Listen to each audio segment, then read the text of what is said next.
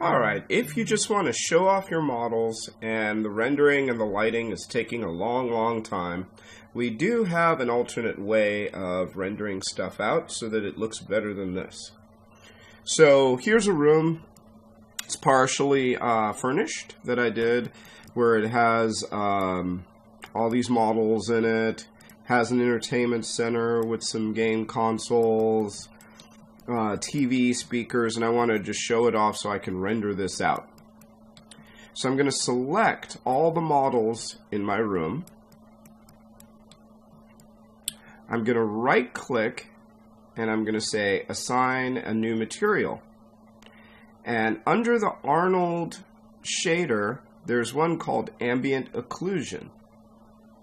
So if I click on this, what it's going to do when I render is calculate the ambient occlusion on top of all this. And basically what that means is it'll be a fast render, it will ignore the lighting, but it's in areas. Ambient occlusion means that the ambient light is occluded more in areas like corners, behind things, underneath tables.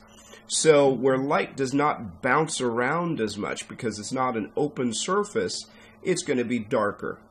So if I do a render now,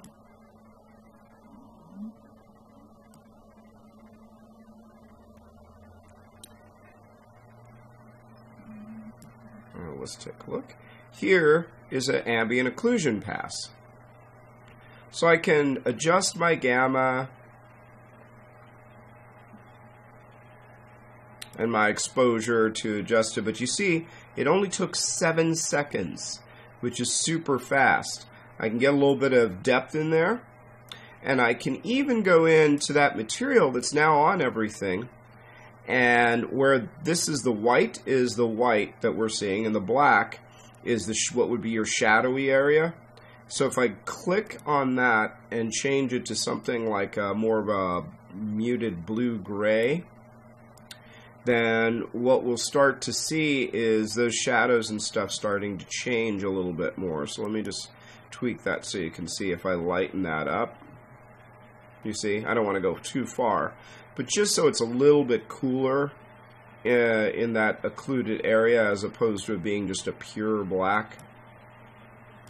Now, you'll notice this makes a very quick and very nice render.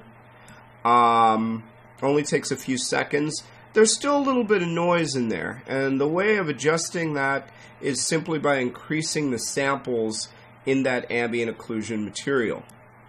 So if I increase this to, say, a 5,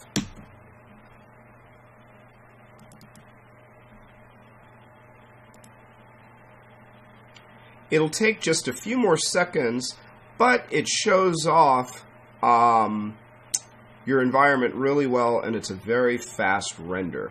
So if the lighting is giving you a hard time, if you're not able to render it out because it's just running too slow and the instructor has not been able to give you some optimization tips, this is our fallback.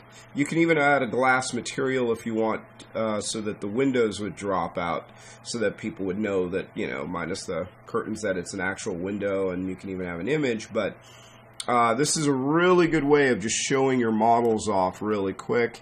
And as I stated, it renders pretty fast. And because of the shadowing and stuff of the ambient occlusion, it looks pretty nice. So this is a good alternative render that you can actually do that should help you out with your room environment and any of the models. The one trick of it is the more detailed your models are, the better they are actually going to look with an ambient occlusion pass on them. So just consider that. If everything is very blocky and you don't have a lot of little details on them, see, I can really tweak it out and get some nice contrast and make some adjustments to it. But if I don't have those details, like you know, you see the details on these pillows, the buttons, there's a little cap on here, buttons on here, recessed part of the table, then it's going to look very blocky, and you're not going to have those same details. So it's just something to consider, and another reason to go into a little bit more detail on stuff.